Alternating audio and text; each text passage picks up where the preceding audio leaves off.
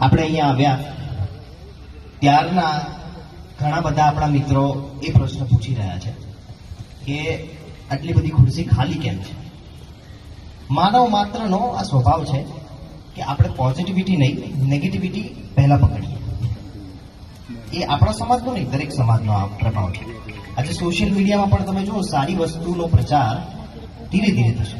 જ્યારે કંઈક નેગેટિવ હશે તો રાતોરાત એમાં મિલિયન વ્યૂ આવી જશે. ભાઈ, સંઘર્ષ તો રહેવાનો છે.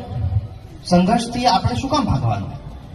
તમે વિચાર કરો કે આપણા પૂર્વજ, હું ભગવાન અત્યારે એટલે નહીં કહું કે પહેલા આપણા પૂર્વજ હતા, બરાબર? આપણે એમને મંદિરમાં બેસાડી દીધા.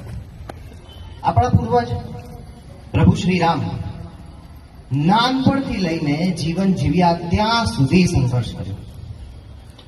મોટો રાજપાટ, મોટો કિલ્લો, મોટું સામ્રાજ્ય, પણ રાજ કરવાનો અવસર ના મળ્યો.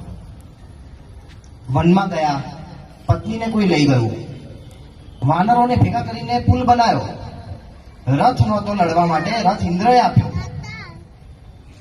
આટલો સંઘર્ષ કરીને વ્યક્તિએ શું એસ્ટાબ્લિશ કર્યું? એક એક્ઝામ્પલ કે સત્યના માર્ગ ઉપર પ્રશ્નો આવશે, સત્યના માર્ગ ઉપર સંઘર્ષ આવશે, સત્યના માર્ગ ઉપર લોકો હેરાન કરશે,